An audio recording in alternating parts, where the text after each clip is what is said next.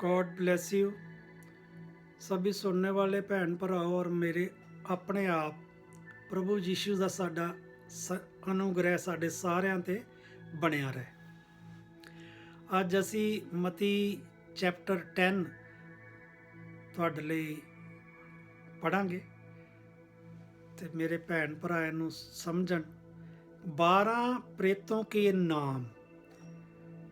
यीशु ने अपने 12 शिष्यों को अपने पास बुलाकर उन्हें अशुद्ध आत्माओं को निकालने तथा हर तरह की बीमारी और दुर्बलता दूर करने का अधिकार प्रदान किया। 12 प्रेतों के नाम इस प्रकार हैं। पहला समोन जो पतरस कहलाता है और उसका भाई अंद्रयोस,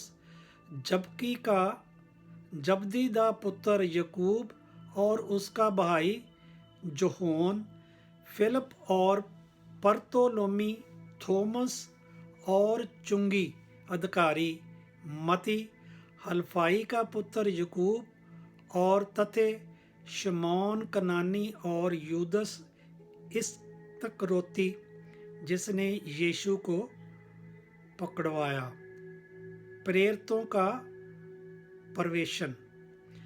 यीशु ने इन 12 को ये आदेश देकर भेजा कि अन्य जाति के यहाँ मत जाओ और ना सामरियों के नगरों में प्रवेश करो, बल्कि इज़राइल के घराने की खोई हुई भेड़ों के पास जाओ।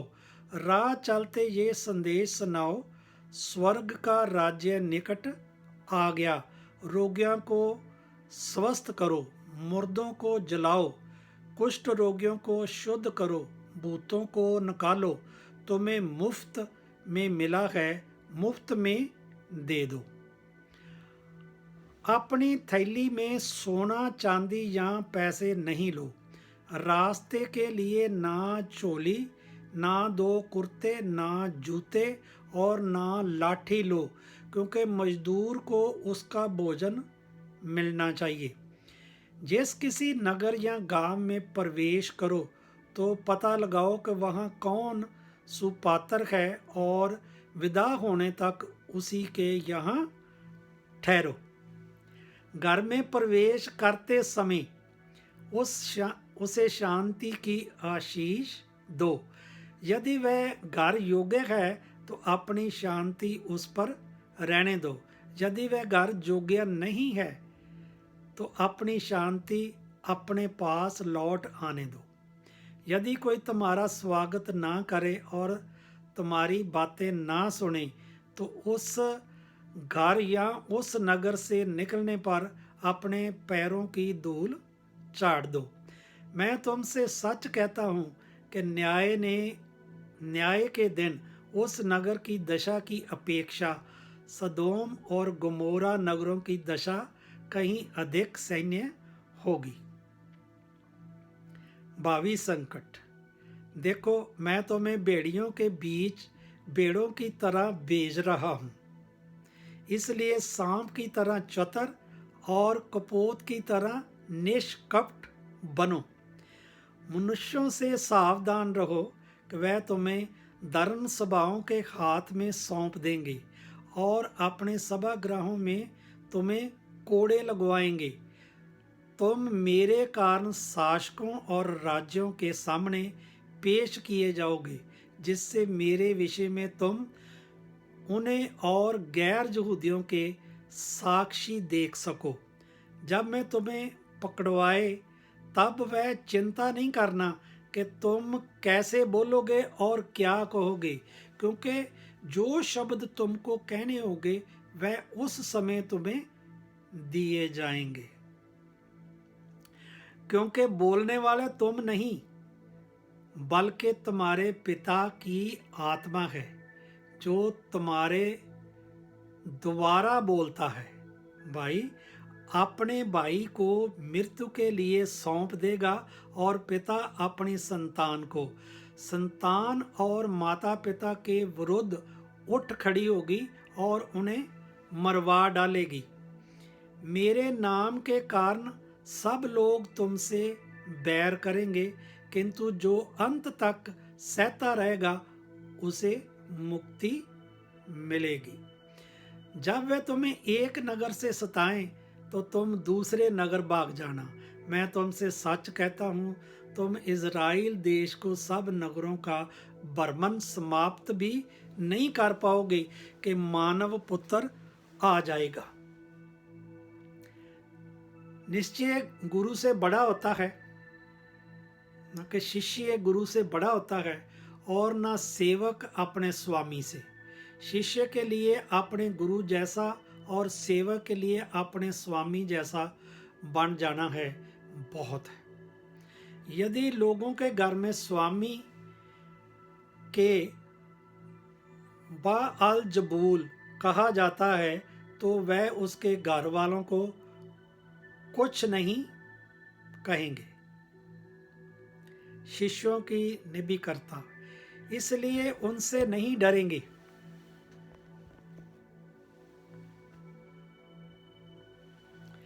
ऐसा कुछ भी गुप्त नहीं है जो प्रकाश में नहीं लाया जाएगा, और ऐसा कुछ भी छिपा हुआ नहीं है जो प्रगट नहीं किया जाएगा। जो मैं तुमसे अंधेरे में कहता हूँ उसे तुम उजाले में सुनाओ, जो मैं तुम्हें कानों में कहा जाता है उसे तुम छतों पर से पुकार कर कहो। उनसे नहीं डरो जो शरीर को मार डालते हैं किंतु आत्मा को नहीं मार सकते, बल्कि उससे डरो जो शरीर और आत्मा दोनों को नरक में नष्ट कर सकता है।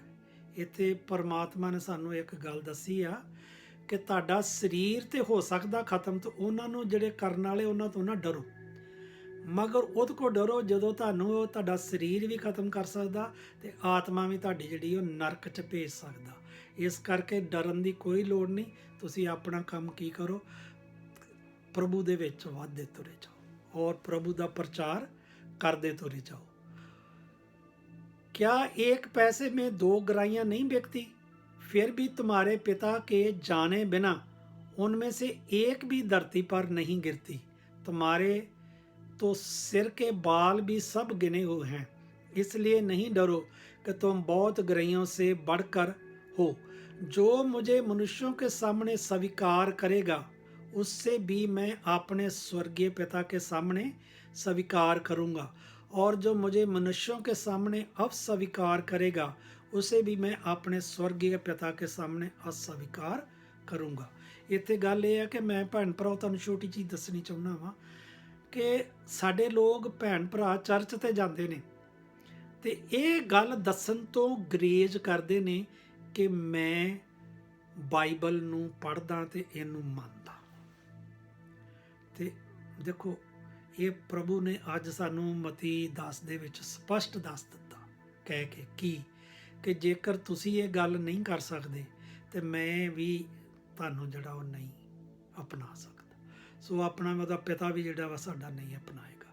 सो सानू अपने सारे भैन भरावां सामने, रिश्तेदारां सामने, दोस्तां सामने ये स्वीकार करना चाहिए, तो इस तरह ही साडा पिता भी स्वीकार करूगा साडा कि ये मंदा किनू मनदा। सो बाइबल नूं पढ़ो, उहदे ते चलो, उहदे हुक्मां नूं मन्नो, पालना करो, ते वो सारे भैन भरावां दे नाल शब्द शेयर करो कि मैं बाइबल पढ़दा, मैं बाइबल नूं मनदा। ते इस तरह की होएगा, ते ये सारिਆਂ सामने करन दे नाल तुहानूं की आ साडा सारा पिता जिहड़ा वो स्वीकार करेगा कित्थे स्वर्गां विच। फुट दा कारण की है? जे ना समझो कि मैं पृथ्वी पर शांति लेकर आया हूँ। मैं शांति नहीं बल्कि तलवार लेके आया हूँ। मैं पुत्र और पिता और पुत्री और माता में, बहू और सास में फूट डालने आया हूँ। मनुष्य के शत्रु उसके घर के लोग ही होंगे। हुण देखना कि मैं तुहानूं अपनी गल सुणाउणा कि जदों मैं बैपटिज़म लै लिया, मेरे जिहड़े दोस्त ते रिश्तेदार सी मेरे अपने, वो मेरे नाल उन्होंने बोलना बंद कर दिता। ते ਮੈਂ ਆਪਣਾ ਜਿਹੜਾ ਮਨ ਦੇ ਵਿੱਚ ਜੋ ਵਿਚਾਰ ਕੀਤਾ ਸੀ ਚਰਚ ਜਾਣਾ, ਬਾਈਬਲ ਪੜ੍ਹਨਾ, ਮੈਂ ਸਗੋਂ ਆਪਣੇ ਘਰ ਦੇ ਵਿੱਚ ਸਭਾ ਸ਼ੁਰੂ ਕਰ ਲਈ ਅਤੇ ਮੈਂ ਸਿੱਖਿਆ ਲੈਣੀ ਸ਼ੁਰੂ ਕਰ ਦਿੱਤੀ ਅਤੇ ਮੈਂ ਵੀ ਫਿਰ ਸਿੱਖਿਆ ਸ਼ੁਰੂ ਕਰ ਦਿੱਤੀ। ਫਿਰ ਅਸੀਂ ਟੀਵੀ ਦੇ ਵਿੱਚ ਆਉਣਾ ਸ਼ੁਰੂ ਹੋ ਗਏ ਕਿ ਅਸੀਂ ਲੋਕਾਂ ਦੀਆਂ ਪ੍ਰਾਰਥਨਾ ਕਰਨੀਆਂ ਦੇ ਉੱਤੇ ਇੱਕ ਸੈਂਟਰ ਸੀਗਾ, ਪ੍ਰੇਅਰ ਸੈਂਟਰ, ਉੱਥੇ ਜਾ ਕੇ ਲੋਕ ਸੇਵਕਾਈ ਕਰਨੀ। ਇਹਦੇ ਨਾਲ ਕੀ ਹੋਇਆ ਕਿ ਲੋਕ ਹੋਰ ਜੈਲਸ ਹੋਏ ਤਾਂ ਉਹਨਾਂ ਹੋਰ ਲੋਕਾਂ ਨੇ ਸਾਨੂੰ ਛੱਡ ਦਿੱਤਾ। ਇਸ ਤਰ੍ਹਾਂ ਸਾਲ ਇੱਕ ਡੇਢ ਸਾਲ ਬੀਤ ਗਿਆ ਅਤੇ ਫਿਰ ਲੋਕ ਧੀਰੇ ਧੀਰੇ ਜਦੋਂ ਮਿਲਣਾ ਸ਼ੁਰੂ ਹੋਏ, ਇੱਕ ਮਿਲਿਆ, ਦੋ ਮਿਲੇ, ਉਹਨਾਂ ਦੀ ਅਸੀਂ ਪ੍ਰਾਰਥਨਾ ਕਰਨੀ ਤਾਂ ਉਹਨਾਂ ਨੂੰ ਆਪਣੀਆਂ ਦੱਸਣੀਆਂ ਕਿ ਅਸੀਂ ਕਿਸ ਤਰ੍ਹਾਂ ਸਭਾ ਦੇ ਵਿੱਚ ਕੀ ਕਰਦੇ ਹਾਂ, ਸਾਨੂੰ ਕਿਵੇਂ ਪਰਮਾਤਮਾ ਬਰਕਤਾਂ ਦਿੰਦਾ। ਤਾਂ ਉਹ ਜਿਹੜੀ ਉਹਨਾਂ ਸਾਰਿਆਂ ਦੇ ਵਿੱਚ ਫੁੱਟ ਪਈ ਸੀ, ਉਹ ਸਾਰੀ ਜਿਹੜੀ ਧੀਰੇ ਧੀਰੇ ਉਹ ਖਤਮ ਹੋ ਗਈ।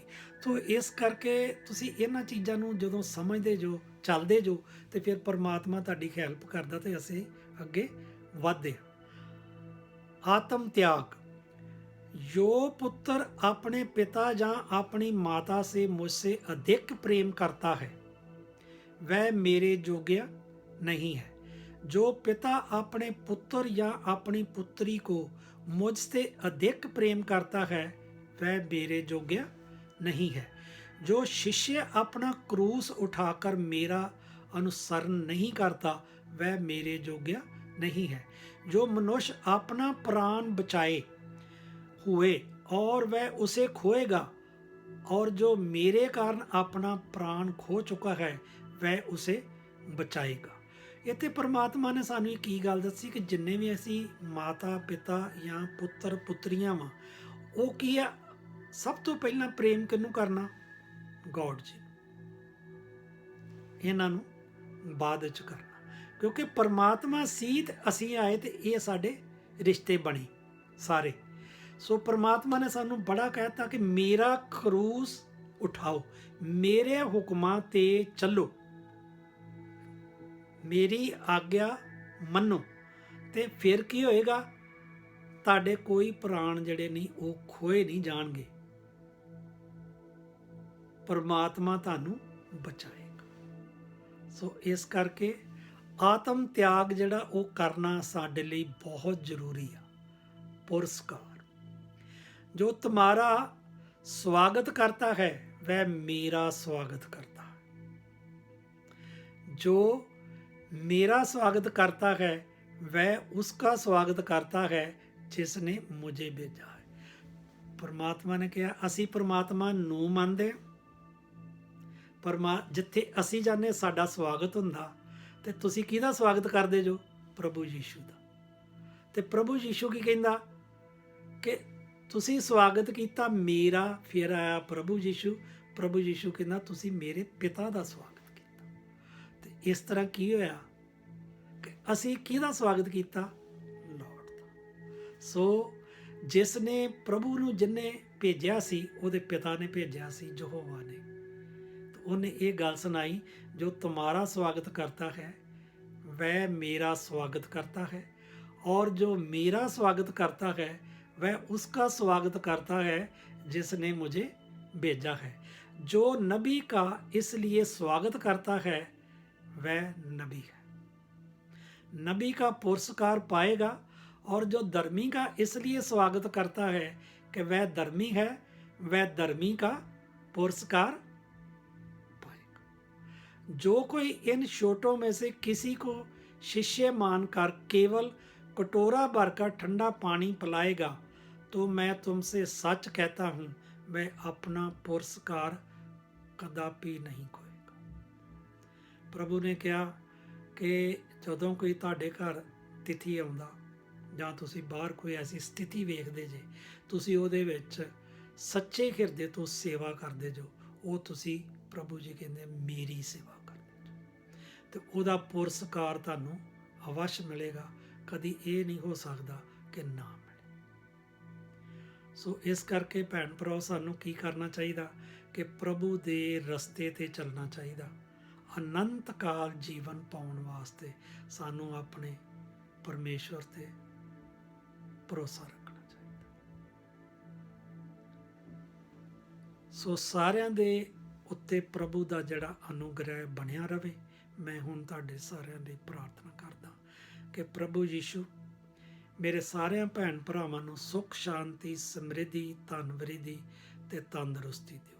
ਇਹ ਸਾਰਾ ਕੁਝ ਮੈਂ प्रभु यीशु के नाम च मांगता, आमीन। हे स्वर्गीय पिता, जैसे आपकी इच्छा स्वर्ग में पूरी होती हो धरती पर भी हो। आपका राज आए, हमें दिन भर की रोटी दिया करें। आप ही हमारे जीवन की रोटी और बल हो। जैसे हम अपने अपराधियों को क्षमा करते हैं, आप भी हमारे अपराधों को क्षमा करिए। किसी परीक्षा में मत डालिए, सब बुराइयों से बचा के रखें। ये सारा जलाल और पराक्रम हमेशा हमेशा के लिए आपका है। In the name of the Father, Son and Holy Spirit, amen. God bless you my sister and brothers, and God is peace with you. Thank you, praise.